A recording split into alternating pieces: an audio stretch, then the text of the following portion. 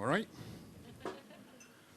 Yeah, my name's Howard, second best Matthew Kelly impersonator in the Northwest. So half of you don't know who the fuck he is. He was cleared on Operation U-Tree. Thank Christ, the bookings have started coming in since, to be honest. But they get a bad rap, don't they, pedos, to be honest. You know, I mean, not the horrific ones, but I grew up in a little village and in Nottinghamshire, and absolutely nothing happened. We had xenophobia, we had a bit of interbreeding, fuck all else. Summer of '84, Nonce turns up in the village, man in the white van, and I have to say, for a 9-year-old, it was fucking exciting, to be honest. It was like, oh, is today my day? You know, we'd all go out, best dressed, you know, see if anyone got anything. I was quite an ugly child, sir, I got nothing. So, my mum had that dawning reality of like, oh, I had the ugly one, didn't I? The kid that's got a face like a lizard's cunt, one of them. So, blonde-haired, blue-eyed lad in our class approached 3 times, a little prick tease. So, my mum just used to escort me around the village and just walk me past vans, and if we got nothing, she'd just go, do you want to just do it a bit sexier on the way back? So, but a little bit about me, ladies and gents. So life has changed. Last year I bought my first house, although 17 years ago I was a rough sleeper, so that was quite a big milestone. So, thank you.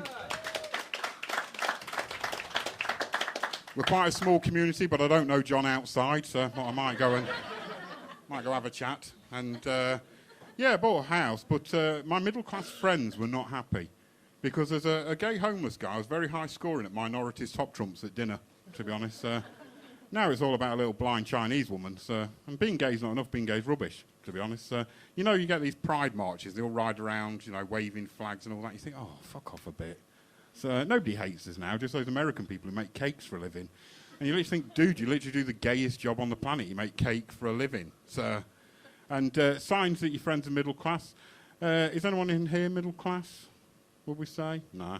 You're really like, no. So, and first one was that when they go out for dinner, they tag themselves in places and put, good food, good company. And it begs the question, ladies and gents, of who's going out for shit food with people they're not that keen on, doesn't it? So, and if I was to write a status update about them, it would say Carol still can't cook for shit and Dave's still got wandering hands, but, you know.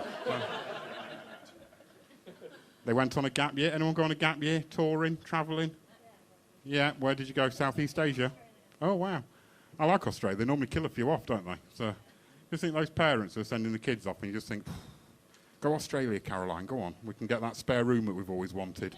So they went on Grand Designs to have their house built. Well, she said to have the house built. He just follows you around for 12 months and you've put the windows in the wrong place. And she got pregnant before the roof was on, don't they always? And I'm gay, and even I know that if it's going right, it should be 9 months. But they've never planned it in. I don't know what I'm going to do crude, ladies and gents, but 20 hours have been on site and they've managed to knock out another human being. I'm 43, and sometimes halfway through a wank I think, probably going to park that one, to be honest. You can laugh, sir. Ejaculation's a young man's game. It's, Are you just saying he's got a problem ejaculating? Is that what you're... We're on a little self-help group, sir, aren't we? Impotence Anonymous. The opposite, what he's constantly got a boner on. So, like... Well done, sir, well done. Is that you? You keep slipping him stuff in the Pop-Tarts in the morning. So, eh? I was just hoping it was a reaction to me being in front of you, but, you know. That as well. Oh, I think I'm going home with this pair, I don't know what. A bit of dogging on Staples car park would be fine, wouldn't we? Although, to be honest, it takes that long at my age. I'll still be sat there at 7:30 when the shop staff are pulling the shutters up. Anyone working Staples? I'll see you in the morning.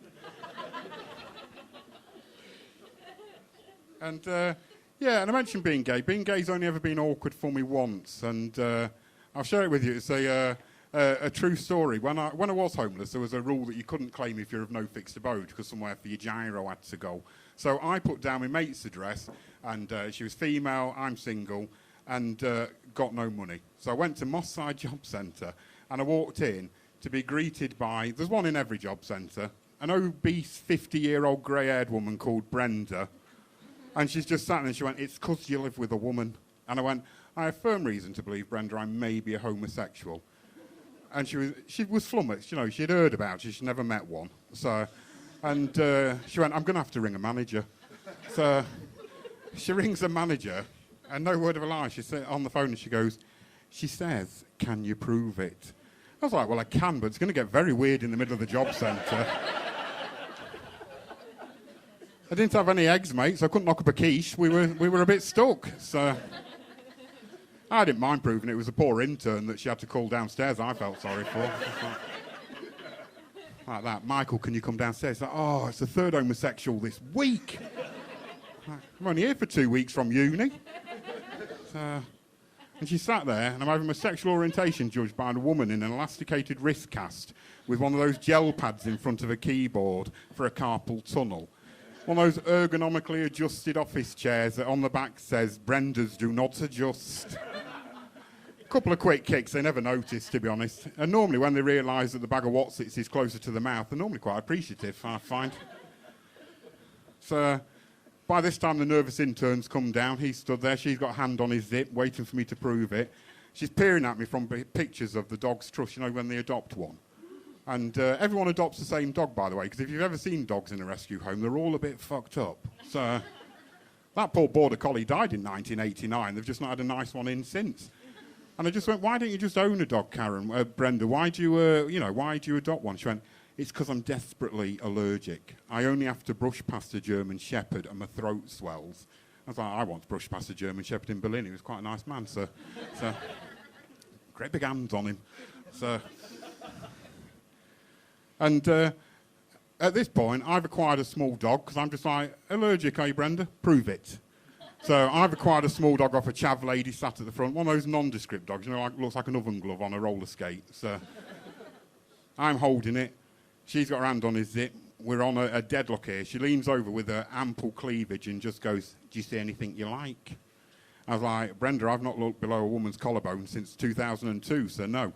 And quick as a flash, she went for her only gay reference and she just went, which is the best Madonna album. I was like, oh, I'm quite conflicted. 1998's Ray of Light, but I'm going to have to go for Life of Prayer. You know, 1989, she just went homosexual and paid me. So I'm going to leave it at that, Liverpool. Thank you all.